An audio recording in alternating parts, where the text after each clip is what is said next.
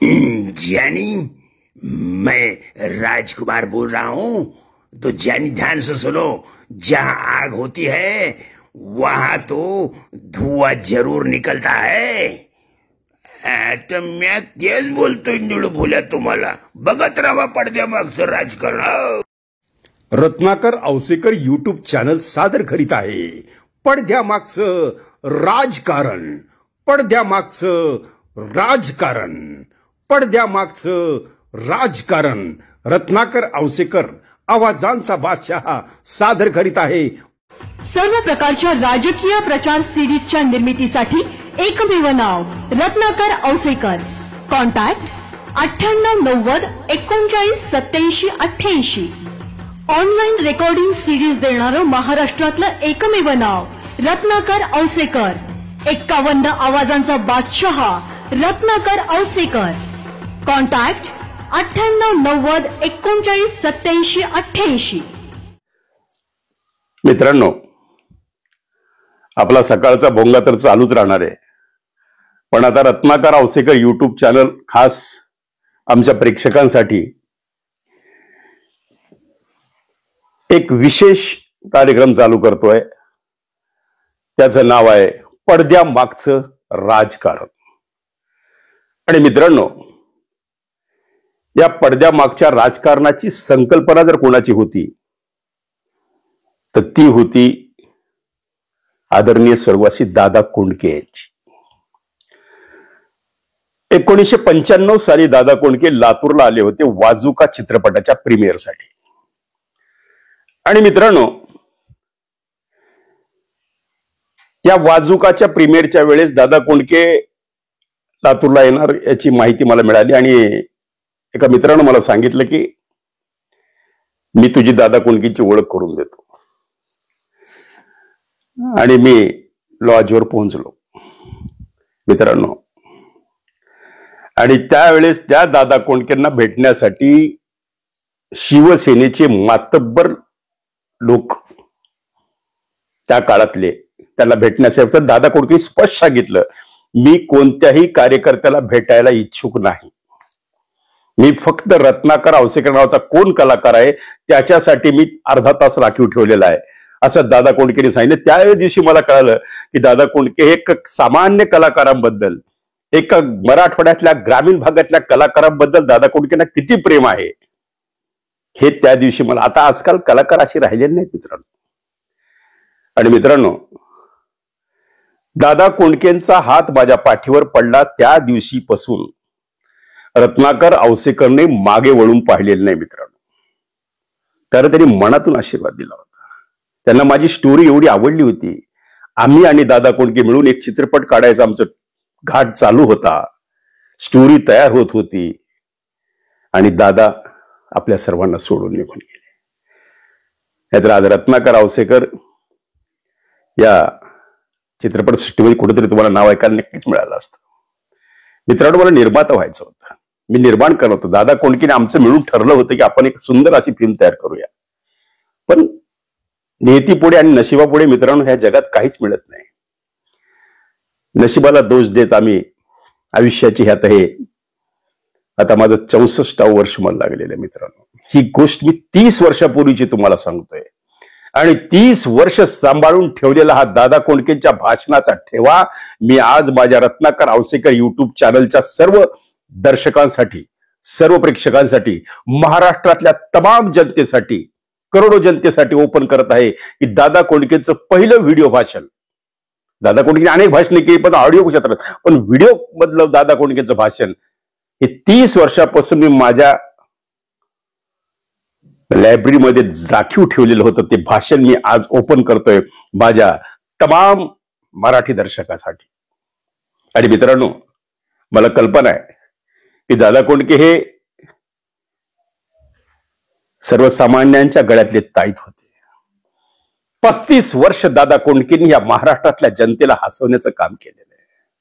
स्वतःच्या जीवनात दुःख असताना सुद्धा दादा कोंडकेंनी शेवटचं एक वाक्य लक्षात घ्या। दादा कोंडके म्हणाले, अरे या जगात मला मी ज्यास वर जाईल तर परमेश्वराजवळ मी एवढं मागेल की देवा मला तू पैसा नको देऊ पण मला आपली जवळची माणसं दे, हे दादा कोंडकेचे वाक्य. मित्रांनो, दादा कोंडकेने मला जवळपास 30 मिनिट चर्चा करायला वेळ दिलेला होता आणि 30 मिनिटांमध्ये आम्ही एवढं भरभरून बोललो.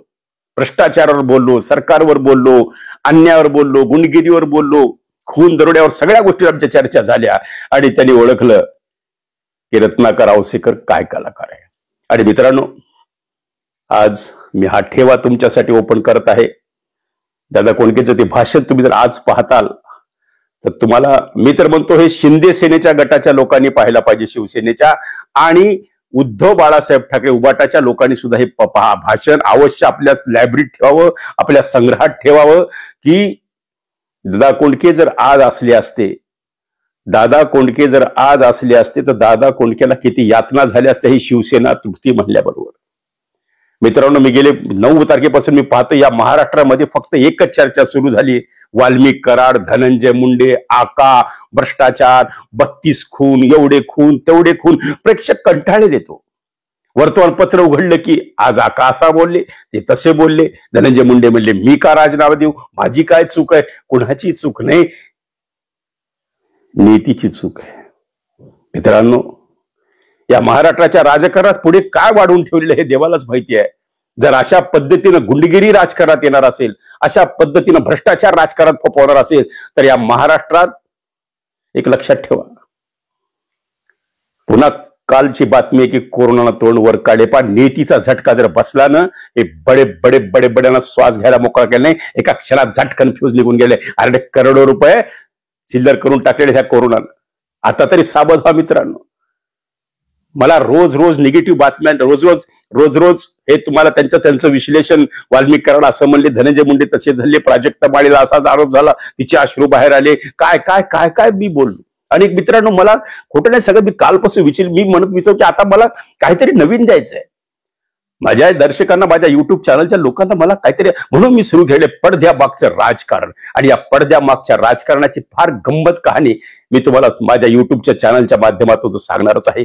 राजकीय विश्लेषण तर होणारच आहे. पण मित्रांनो, तुम्ही ज्यावेळेस आज दादा कोंडकेचं हे भाषण पूर्णपणे तुम्ही शेवटपर्यंत पाहताल, तुमच्या सुद्धा डोळ्यामध्ये पाणी येईल.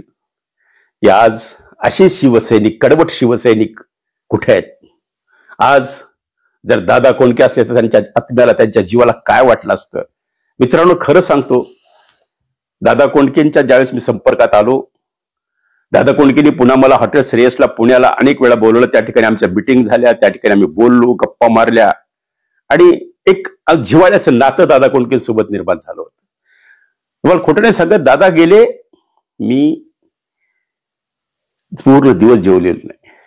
मित्रांनो, असं वाटलं की माझ्या जवळचा माणूस कोणीतरी गेलेला आहे. एक फिलिंग ते झालं की ज्या माणसाने मला भरभरून आशीर्वाद दिले. आणि तुम्हाला खोटं नाही सांगत मित्रांनो, आज जर दादा कोंडके असले असते तर त्यांच्या आत्म्याला काय वाटलं असतं, हाच विचार मी सारखा करतोय. हे ज्यावेळेस शिवसेना तुटती, आरोप काय भ्रष्टाचाराचे आरोप, अमुक धमुक, हे जेच आपण ऐकतो. आणि आता महाराष्ट्रातली जनता या राजकीय गुंडगिरीला कंटाळलेली का काय असं मला जाणवायला लागलं मित्रांनो. रोज उठलं की टीव्ही चालू केला की वाल्मिक कराड, टीव्ही चालू केला की धनंजय मुंडे, छोटा आका, मोठा आका, मी का राजीनामा देऊ, पालकमंत्री. अरे सगळ्यांचं लक्ष पैशावर आहे. प्रत्येकाला आपापलं अर्थार्जन करायचंय, प्रत्येक आमदाराला आपापलं अर्थार्जन करायचंय, प्रत्येक आमदाराला आपल्या मनातला पालकमंत्री तिथं आणायचा आहे. कारण हजारो कोटीचं टेंडर मंजूर करायचं, हजारो कोटीला योजनेला मंजुरी द्यायची काम जर कोणाचं असेल तर ते पालकमंत्र्याचं असतं. मग पालकमंत्र्याच्या खुर्ची मागं पळणाऱ्या लोकांच्या डोळ्यात हे अंजन घालणारं भाषण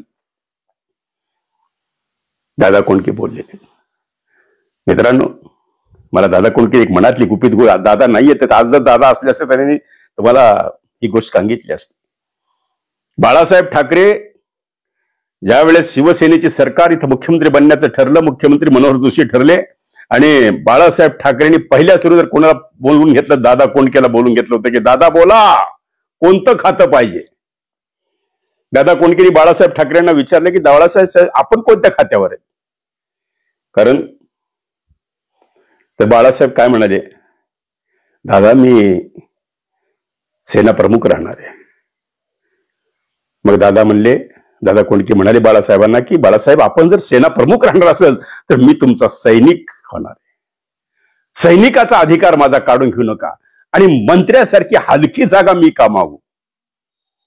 कारण या जनता जनार्दनानं दादा कोंडकेला एवढ्या मोठ्या पदावर नेऊन ठेवलंय, एवढ्या मोठ्या पदावर नेऊन ठेवलंय, हे मंत्र्यासारखी हलकी जागा मागायची मला काय गरज आहे. म्हणजे बघा मित्रांनो, लोकप्रियता, एखादा कलाकार त्याची लोकप्रियता ही मंत्र्यांपेक्षा मोठी आहे, लक्षात ठेवा मित्रांनो. त्यामुळे कलाकारांचा सन्मान करा. कोणत्याही कलाकार आमच्या हिरो हिरोईनचा अपमान करू नका, त्यांच्याशी सन्मानानं वागा. कारण हे मंत्री संत्रीत पैशाच्या जीवावर काही करतात मित्रांनो. ते काय कोणाला आणून नाचवतात, काही करू शकतात, ते काही करू शकतात, पण कलाकाराचा सन्मान फार महत्वाचा आहे मित्रांनो. म्हणून मी प्राजक्ताताईच्या पाठीशी खंबीरपणे उभा राहिलेलो होतो. आणि मित्रांनो, मी एक कलाकार आहे, मी एक मिमिक्री आर्टिस्ट आहे. मी अनेक आवाजामध्ये राजकीय लोकांना आपली स्पीच देतो आणि ते माझं प्रोफेशनल आहे. मी कोणत्याच पक्षाचा नाही, मी कोणत्या गटाचा नाही, मी कोणत्या नेत्याचा नाही, मी कोणाचा नाही, मी फक्त माझ्या पोटाचा आहे. मला माझी कला दाखवणे आणि त्या कलाकारावर जगणे. मित्रांनो, मला आज सकाळी एक व्हिडिओ पाहण्यात आला की हास्य सम्राट म्हणजे महाराष्ट्राचा विनोदवीर विजय कदम याच्या मुलाची मुलाखत, मी वरद चव्हाणची आज मी मुलाखत माझ्या युट्यूबवर पाहिली मित्रांनो. माझ्या डोळ्यात पाणी आलं की आज एक अस्थिर जीवन जर कोणाचं असेल तर कलाकारांचं आहे मित्रांनो. कलाकारांची चांदी 4 दिन की चांदणी असते, बाकी आयुष्यात सगळं आमोशाच असते मित्रांनो. म्हणून आज प्रत्येक कलाकाराचा सन्मान करा आणि प्रत्येक कलाकारांना सुद्धा माझं सांगणं आहे, एकमेकाचा सन्मान ठेवा, एकमेकाचा आदर ठेवा आणि नक्कीच कलाकारांना दिवस चांगले येतील. तर मित्रांनो, आता आपण माझा जो चित्रपट होता पडद्यामागचं राजकारण, तो खोटं नाही सांगत, ती एक व्हिडिओ फिल्म मी अक्षरशः लग्नाचा शूटिंगचा कॅमेरा, त्या काळात 35 वर्षापूर्वी तो कॅमेरा म्हणजे हायेस्ट कॅमेरा. त्या कॅमेऱ्यावरचं शूटिंग म्हणजे आजचं सगळ्यातलं डल शूटिंग. म्हणजे आज एवढी 5K 4K 8K असा प्रकार सुरू झाले, त्यामध्ये हे नक्कीच हे चित्रीकरण थोडंसं त्या काळातलं आहे मित्रांनो. आणि दुसरी गोष्ट, अत्यंत प्रतिकूल परिस्थितीमध्ये अक्षरशः ही पडद्यामागचं राजकारण निर्माण करण्यास मला दादा कोंडकेंनी काय काय मदत केली, अशा अनेक उलगडी मी पुढे करणार आहे तुम्हाला. माझ्या चित्रपटाची चित्रकथा मी तुम्हाला सांगणार आहे. तुमच्या सुद्धा डोळ्यामध्ये पाणी येईल मित्रांनो, की एखादा माणूस, एखादा कलाकार जर भारावून गेला तर काय कलाकृती निर्माण होते. आणि आज ज्यावेळेस मी ती माझी कसं नसेल त्याची क्वालिटी, पण त्याच्यातला जो आशय आहे ते मी नक्कीच थोडा तुमच्यासमोर माझ्या युट्यूब चॅनलवर, माझ्या त्या 1-2 5-5 मिनिटाची सीन्स मी टाकणार आहे माझ्या युट्यूब चॅनलवर.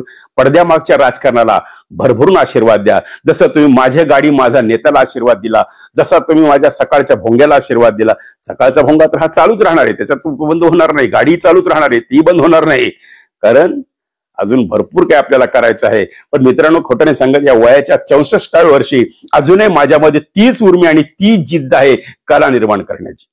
आता मी हे झालं माझं स्टेजची कला, मी खरा आहे चित्रकार, मी आहे GD आर्ट कमर्शियल आर्टिस्ट आणि JJ स्कूल ऑफ आर्टचं सर्टिफिकेट आहे माझ्याकडे मित्रांनो. आणि सर्वात महत्वाचं म्हणजे माझं शिक्षण हे औरंगाबादच्या, म्हणजे त्यावेळेस औरंगाबाद, आजचं संभाजीनगरच्या शासकीय कला महाविद्यालयामध्ये 1983 सालचं सिल्वर मेडल मला मिळालेलं होतं.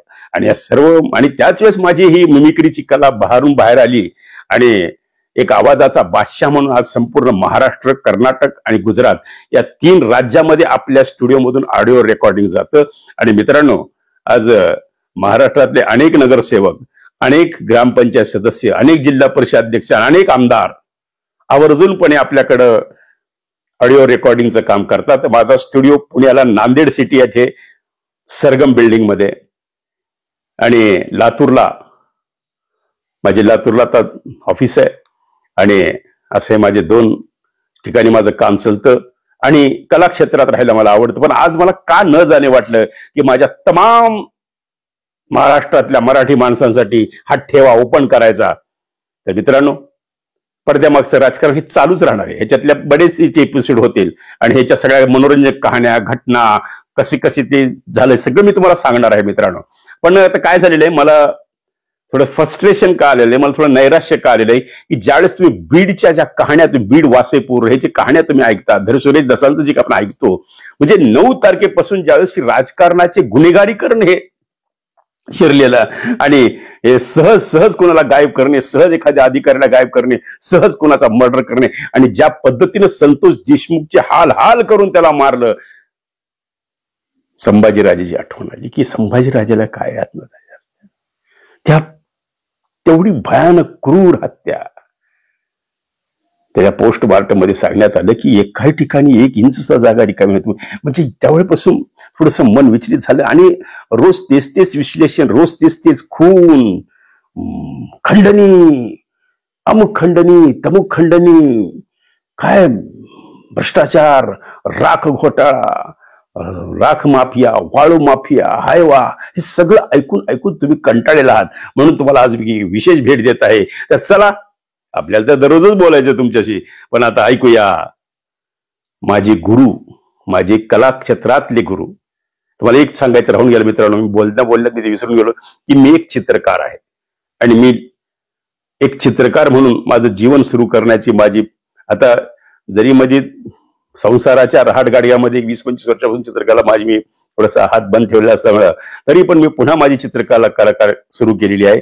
आणि दुसरी गोष्ट मित्रांनो, मी एक माझा कार्यक्रम लॉन्च करत आहे.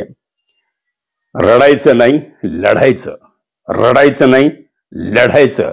यामधून जवळपास 1 तासाचं ते स्पीच आहे, आणि 1 तासाच्या स्पीच मध्ये मी तुमच्या सर्व कॉलेजच्या कोणत्याही गॅदरिंग असेल, कॉलेज, क्लब, 11वी, 10वी, 9वी पासूनच्या विद्यार्थ्यांसाठी तुम्ही हायस्कूलमध्ये हा कार्यक्रम ठेवू शकता, तुम्ही कॉलेजसाठी ठेवू शकता, तुम्ही कंपन्यांमध्ये ठेवू शकता, तुम्ही क्लबमध्ये ठेवू शकता, तुम्ही मंडळामध्ये ठेवू शकता, तुम्ही मित्रमंडळामध्ये ठेवू शकता, की जेणेकरून तरुणांमध्ये एक ऊर्जा निर्माण होऊन तरुण गुन्हेगारीकडे न जाता, तरुणांनी नैराश्य होऊन आत्महत्या न करता, आज तरुणांनी प्रेरणा देणारा हा कार्यक्रम मी सुरू करत आहे. रडायचं नाही, लढायचं. तर हा कार्यक्रम जर कोणाला पाहिजे तर नक्कीच माझ्या मोबाईल नंबरवर मला संपर्क करा. आणि हा सुंदर कार्यक्रम आहे. 1 तासाचं माझं स्पीच, आणि त्यानंतर जवळपास एक 15-20 मिनिटाचं माझं लाईव्ह स्केच ड्रॉइंग रेकॉर्डिंग. म्हणजे लाईव्ह म्हणजे मी त्याच प्रेक्षकामधला एक व्यक्ती निवडणार, त्याला खुर्चीवर समोर बसवणार, आणि त्याचं लाईव्ह स्केचिंग तुम्हाला करून दाखवणार, जेणेकरून की तुम्हाला एक कलाकार, एक अबोल कलाकार, मी 10वी पर्यंत माझ्या तोंडातून शब्द वर्गातलं प्रश्न उत्तर मी देत नव्हतो, तो कलाकारात आवाजाचा बादशाह, महाराष्ट्राचं ज्याच्याकडनं आज लोक पाहतात माझ्याकडे, मला तेवढंच आदराचं स्थान देतात. हे कसं घडलं, ही मनोरंजक कहाणी या कार्यक्रमामधून देणार, आणि विद्यार्थ्यांना प्रेरणा, मग ती ट्युशन्स, क्लासेस, कॉलेज, हायस्कूल, या सर्वांसाठी मी हा कार्यक्रम ओपन केलेला आहे. रडायचं नाही, लढायचं. हा सुद्धा कार्यक्रम आपण अवश्य बुकिंग करा आणि आपले तारखा बुक करा. आणि मित्रांनो, सर्वात महत्वाचं म्हणजे मी जो आज ठेवा देत आहे, या ठेव्याबद्दल आपल्याला काय वाटतं? आज मी काय करतो मित्रांनो माहिती का, मला थोडस एक जाणीवपूर्वक असं वाटतं की तरुणांनी नैराश्य नाही झालं पाहिजे, तरुणांनी संकटाचा सामना करायला शिकलं पाहिजे, तरुणांनी आपलं ध्येय गाठलं पाहिजे, आणि तरुणांनी विचार मोठे ठेवले पाहिजेत. स्वतःचं विश्व मोठं करा, तरुण आपली स्वप्न मोठी करा, आणि हे यशस्वी व्हा, हा मंत्रच मला या कार्यक्रमातून द्यायचा आहे. तर चला मित्रांनो, आता आपलं दररोज तर बडबड चालूच आहे, पण आता मला तुम्हाला जो मी तुम्हाला फक्त शेवटपर्यंत हा व्हिडिओ बघा. तुम्हाला मी ऐकणार आहे माझी दादा कोंडकेची भेट झाली, दादा कोंडके काय बोलले, भूकंपावर काय चर्चा झाली. कारण किल्लारीमध्ये ज्या भूकंप झाला, त्या किल्लारीच्या भूकंपाचं सकाळी पहाटे 5:30 रेकॉर्डिंग करणारा पहिला व्हिडिओग्राफर म्हणून मी त्या किल्लारीमध्ये पोहोचलो होतो. याची दखल अमेरिकेने सुद्धा घेतली, याची दखल महाराष्ट्र शासनाने घेतली. त्यावेळेस शरद पवार साहेब मुख्यमंत्री होते, आणि शरद पवार साहेब सुद्धा सोबत 8-10 दिवस मला किल्लारी भागात फिरता आलं. मित्रांनो, तर ही सगळ्या कहाण्या आम्ही दादा कोंडके बरोबर शेअर केलेल्या आहेत, याच्यावर आमची चर्चा झाली. पण आता मी तुम्हाला जास्त आणून धरत नाही, तर मग चला आपण दादा कोंडकेचं भाषण ऐकूया आणि मनसोक्त आनंद घेऊया. हे काय असतो कलाकार, आणि काय असतं कलाकाराचं विश्व, काय असतं कलाकाराचं मन. तर मग चला पाहत राहा, आणि शेवटपर्यंत हा व्हिडिओ पहा. रत्नाकर औसेकर युट्यूब चॅनलचा उपक्रम पडद्यामागच्या राजकारणामध्ये मी आज देत आहे तुम्हाला आदरणीय स्वर्गवासी दादा कोंडकेंचं भाषण.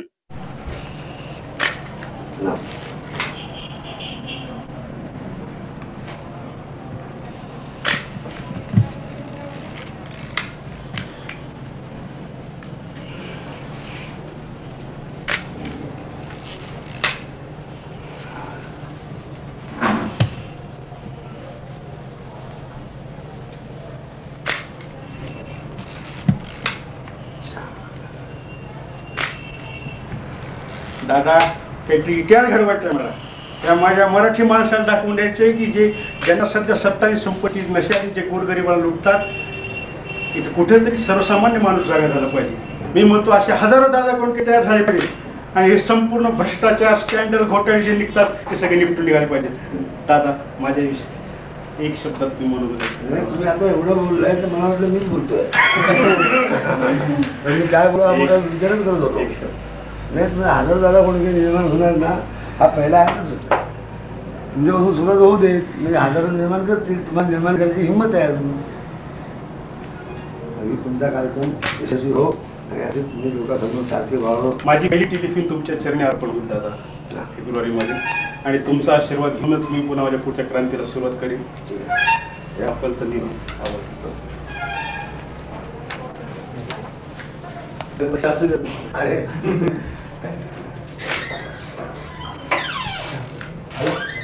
ज्यावेळेस दादा मी मला असं जाणवायला लागलं की हे लोक सांगतायत अरे आम्ही खरंच केलं बरं का, तुम्हीच सांगा म्हणे आम्ही आता केला नाही कसं सांगायचं. मी म्हणून मी एवढा उठार झालो माझ्या तुम्हाला दाखवतो. मग सगळे लोक सांगतात की मी नगरदेशी आमदारशी बोललो, सर आमदारशी मुलाखत घेतली, बापूसाहेब काळजाची चर्चा केली, जोरात पटणाची केली, जयसिंग गायकवाड ते माझे वर्गमित्रच आहेत. आणि सगळ्यांनी चर्चा केली. मला सगळ्यात असं झालं की ते म्हणायचे मी खरंच बदमाश बरं का, आता तूच सांग की आम्ही बदमाश नाही ते कसं सांगायचं. मग ज्यावेळेस मी त्यांना सांगायला गेलो की तुम्ही स्वच्छ कशी आहेत हे सांगायचं, मी त्याला सांगायला लागलो. मग ते म्हणजे तू खरंच किती आहे आपण जनतेसमोर गेलो आणि जर मी तुम्हाला सांगतो लोकांना सांगितलं की हे काय वाट मी अजिबात भ्रष्टाचार केला नाही, त्यामुळे त्याला तळकळत होतो. दुसऱ्या अर्थानं एवढं तुम्हाला लोक ओळखत नाही का. आता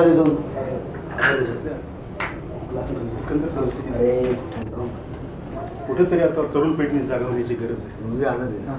आमच्या डिलिव्हरीचा आम्ही शेवटच असा करतो. आमचा जो भूत हा कसा सांगतो मी चाललो मला एक सर्व बोलत बरोबर सर्व नेते लोक हात मारले वर एक होता तुझं काही काम नाही तुझ्या मेरा भारत मान, तुमचा भारत मान ठीक आहे, तुमचा भारत मान, मी म्हणतो मेरा भारत मान ठीक आहे, तुमचा भारत महान आहे महान. पण तरुणांनो आता तुम्हाला एड्स झालं, तुमच्या नाना विधी बांधल्या गेली आहे आणि आता मात्र तुम्ही सावध व्हा. तुमचा भारत मी तुमच्या हवाई करून वर चाललो ते पण मला हात मारताय. थांबा आलो बरं एक मिनिट थांबा मी आलो येत आहे. शेवटी फक्त एक प्रश्नचिन्ह टाकतोय विचार करा प्रेक्षकांनी ठरवायचं की काय तुमचा भारत महा कसा घडवायचा तुम्ही ठरवा.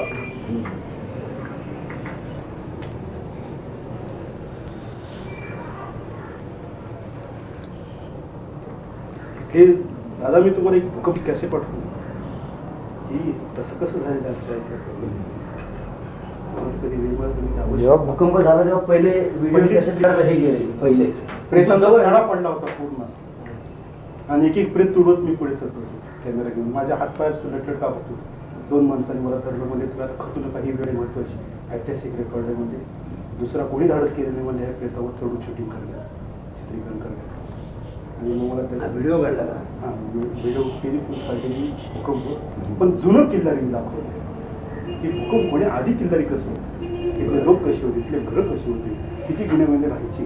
कारण 3 महिन्यापूर्वी मी चित्रीकरण आलं. मग CID माझ्याकडे आले मला म्हणजे तुमच्याकडे जुनं किल्लारी कसं काय.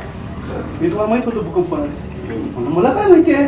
मी गेलो होतो मला एका मित्राच्या लग्नाला त्यांना सांगितलं की तुम्ही इथलं शूटिंग करा आमचं काही खरं नाही. आणि दादा मी ज्याच्या लग्नाला गेलो ना तो डेड बॉडी त्याच्यामध्ये तिथं बघायला मिळाला. मग मी त्या कॅसेटमध्ये दोन्ही दाखवलं. एक जिवंत माझा मित्र आणि त्याची डेड बॉडी भूकंप झाली. आणि त्याच मित्राने मला सांगितलं की रत्नाकर औसेकर तू याचं चित्रीकरण कर आमचं काही खरं नाही. आणि तोच त्याच्यात वाढलेला दगडा काही सापडलेला नाही. आधी थोडे थोडे भूकंप केवत होते ना त्यामुळे लोकांना वाटलं की दिवस जाणार. एवढं जर त्याला वाटत होतं तर त्याने काही प्रिकॉशन घेतलं नाही. काही नाही. आमचे नेते त्याला काय सांगायचे मी नाव सांगणार नाहीये कारण आधीच सध्या चर्चेत राजकीय वाढ तर ते सांगायचे तुम्ही आम्हाला निवडणुकीत भरपूर धक्के दिलेत काय आता थोडे धक्के घ्या निसर्गाची चेष्टा करायची. त्या लोकांची चेष्टा करायची क्रूर चेष्टा झाली. क्रूर चेष्टा केली त्यांनी निसर्गानं मग त्यांची चेष्टा केली. परवाचा इतिहास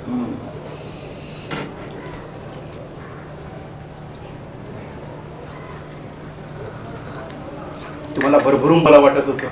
सारखा विचार करत तुम्ही आधी जाऊन दादाला बोलायचं. दादा माझ्या आयुष्यातला सगळ्यात महत्वाचा प्रसंग असा की जे मी कधीही विसरू शकत नाही. त्याला संपवावं लागतं. हे राजकारणाचं गणित आहे आणि यालाच म्हणतात पडद्यामागचं राजकारण. कार्यकर्त्यांनी कार्यकर्ताच राहायचं असतं, नेता कधी व्हायचं नसतं. आणि जर तो नेता बनण्याचा प्रयत्न झाला तर त्याला संपवावं लागतं. हे आमचं लातूरचं राजकारण. आता हे लातूर आहे, सकाळी लातूर, दुपारी फिटूर, संध्याकाळी वरती आहे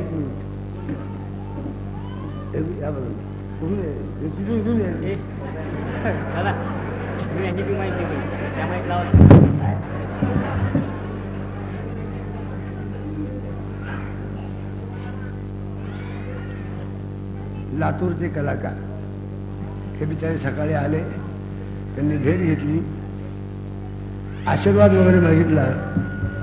आता काय झालंय की यांचा आशीर्वाद मागण्यामुळे एक आवडतो ना,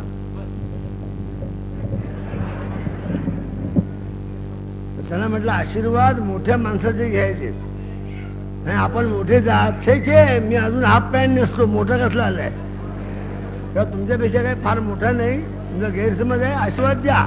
नेहमी माणसाने दिलखुलास आशीर्वाद द्यावा, कारण तो फुकट देता येतो ना, पैसे थोडेच खर्च होतात आपले.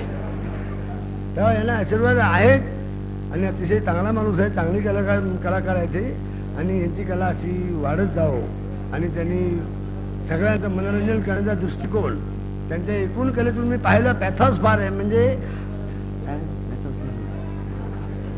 कारुण्य कारुण्य कारुण्य फार आहे ते. भिलाई याच्यावरती, तुमच्या भिलारीवरती जो भूकंप झाला त्याच्यावर त्यांनी थोडंसं प्रहसन करून दाखवलं, अतिशय सुंदर, चांगलं की तुमच्या डोळ्यात पाणी येईल. पण म्हटलं डोळ्यातून पाणी काढण्यापेक्षा माणसाला हसवा जरा.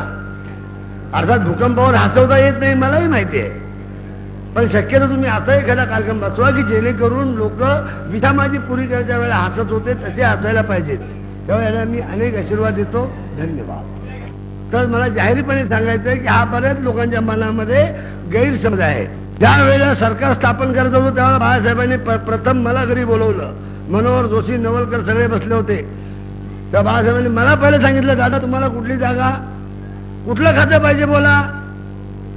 मी साहेबांना विचार, साहेब आपण कुठल्या खात्यावर आहे. तेव्हा बाळासाहेब म्हणाले, मी कुठल्या खात्यावर नाही, मी फक्त सेनापती राहणार. असं मग मी फक्त सैनिक राहणार. माझी सैनिकाचा जो अधिकार आहे तो कृपा करून काढून घेऊ नका. आणि मला मंत्री व्हायची मुळीच इच्छा नाही, कारण तुम्ही लोकांनी, जनतेने मला एवढ्या मोठ्या वर जागेवर ठेवलं आहे, त्या मंत्र्यासारखी एक हलकी जागा मी कशाला घेऊ.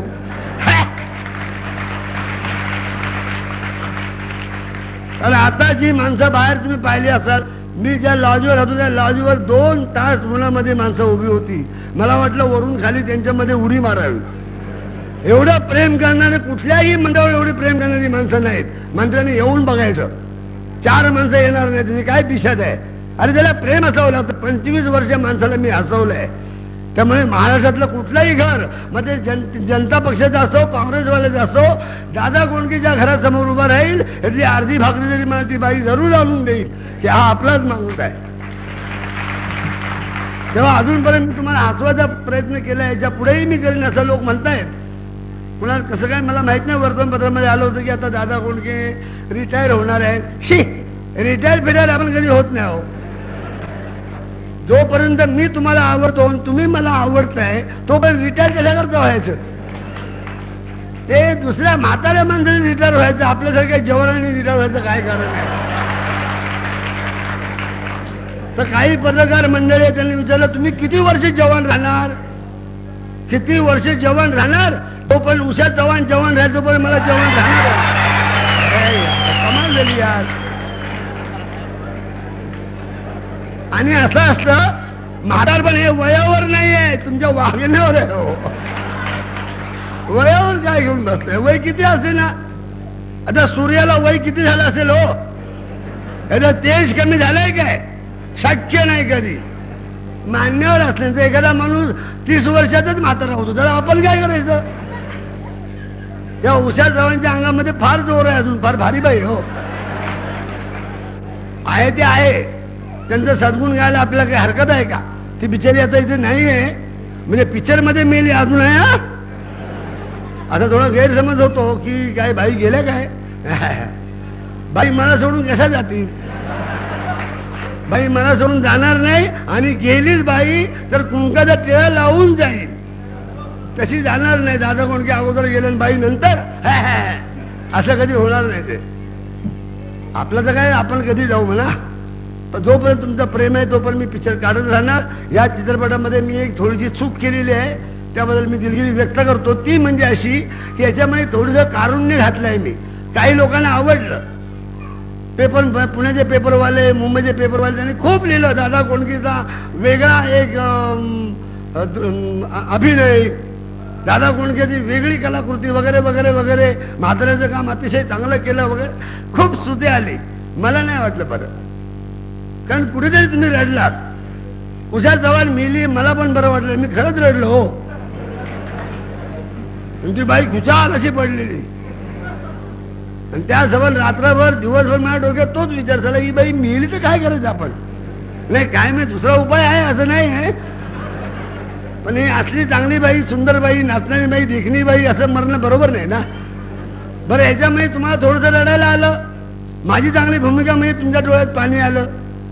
मलाही सारखं वाटतं की तुमच्या डोळ्यात पाणी आणून मी काय मिळवलं, पण फक्त पेपरामध्ये नाव मिळवलं आणि काय नाही, की दादा कोंडके यांची वेगळी भूमिका. अरे तुझ्या मायला मित्रांनो, मला वेगळी भूमिका करायची खास नाही. माझी हाफ पॅन्ट आणि मी आणि तुम्ही, तुम्ही हसले पाहिजेत एवढंच माझं म्हणणं, की बाकी तुम्हाला मी काय देऊ. गेली 50 वर्ष एका सरकारने तुम्हाला सारखं रडवलं रडवलं रडवलं. झोपडपट्टीमध्ये राहणारा माझा प्रेक्षक, लहानशा घरामध्ये राहणारा माझा प्रेक्षक, मला माहिती ना माझी श्रीमी कोण बघतात ते. वरच्या वर्गाचा मी विचारच करत नाही. एकदा काही मंडळी आली वरच्या वर्गाची, मी जे राहतो शिवाजी पार्कला, इथे अशी मंडळी आहेत वरच्या उच्च भ्रू, ज्यांना खालचं काय माहितीच नाही, ज्यांना खालचं नाही असे लोक आले,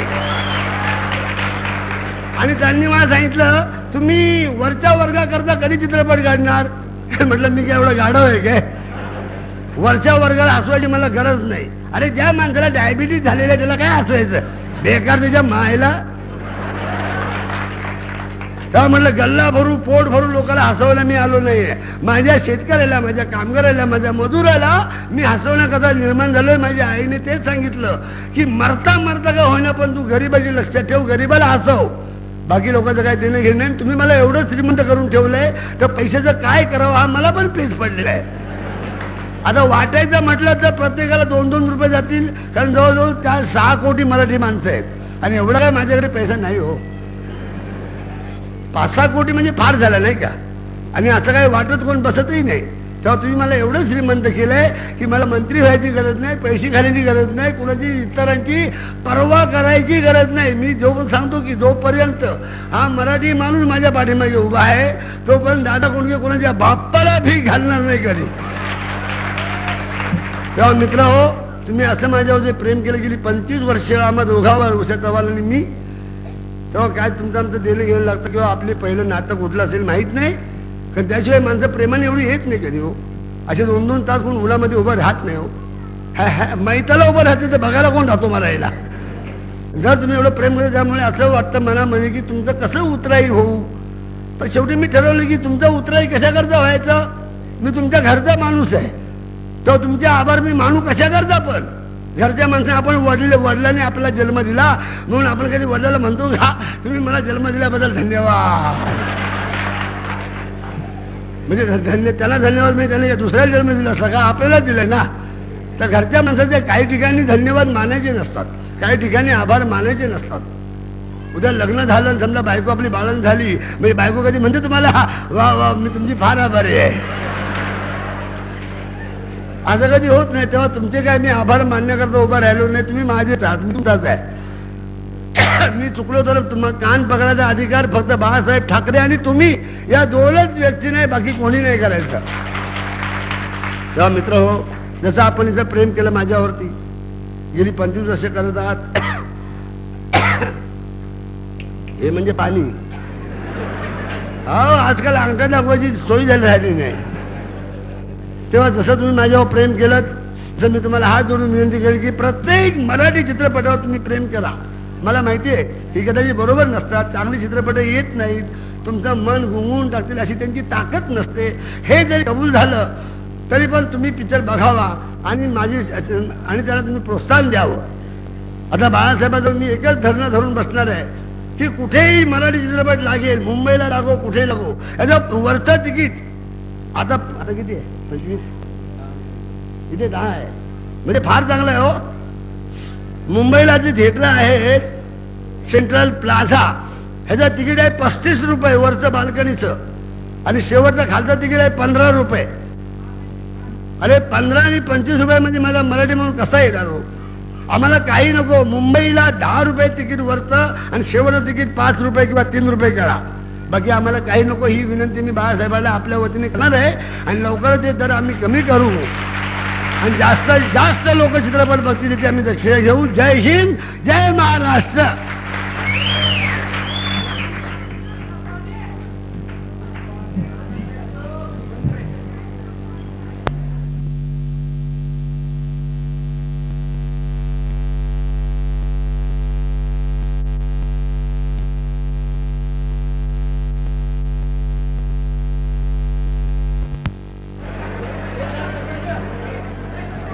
एक शेवटचं म्हणजे तुम्हाला नमस्कार करायला विसरून गेलो.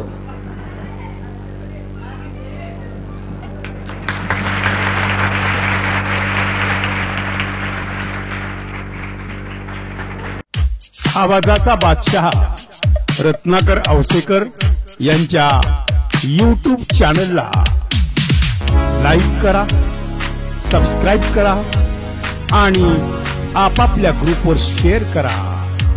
चला आपल्या मोबाईलवर सर्वप्रथम आमचा कार्यक्रम मिळवण्यासाठी सहकार्य करा. Ratnakar Ausekar YouTube channel.